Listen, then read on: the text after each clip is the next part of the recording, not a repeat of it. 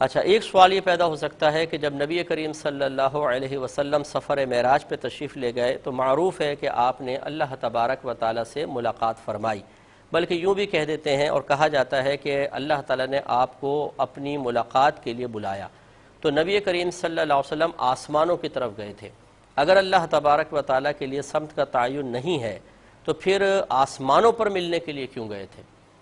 اس کا جواب یہ ہے کہ حقیقتاً نبی کریم صلی اللہ علیہ وسلم جب اللہ تبارک و تعالیٰ سے ملنے کے لیے گئے ہیں تو سمت کا کوئی تعین نہیں تھا۔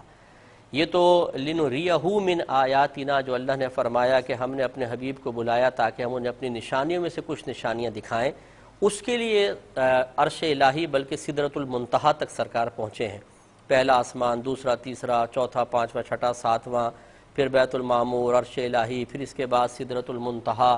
اس کے بعد سدرۃ المنتہا وہ مقام تھا کہ جہاں پر خود جبریل امین نے بھی یہ گزارش کی کہ یا رسول اللہ صلی اللہ علیہ وسلم اگر ایک قدم بھی آگے بڑھاؤں گا تو جل کر ہلاک ہو جاؤں گا، کیونکہ یہ وہ مقام ہے کہ اس سے اوپر کوئی چیز نہیں جاتی۔ تو رحمت کونین صلی اللہ علیہ وسلم جبریل امین کو وہیں چھوڑ کر اب جو آگے سفر کیا ہے وہ خاص بارگاہ الہی میں حاضری کا سفر تھا،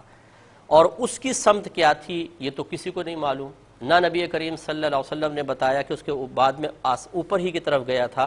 بلکہ آپ نے کوئی سمت بیان نہیں کی، جبریل امین پیچھے، کوئی اس پر گواہ نہیں۔ وہ ہے اصل راز، کہ اس کا مطلب یہ ہے کہ نبی کریم صلی اللہ علیہ وسلم سدرۃ المنتہا تک تو نشانیاں دیکھنے کے لیے اس طرح اوپر کی طرف گئے تھے۔ اس کے بعد جب اللہ تبارک و تعالیٰ کی بارگاہ میں خاص حاضری کا موقع آیا تو پھر کوئی سمت نہیں تھی، اور بالکل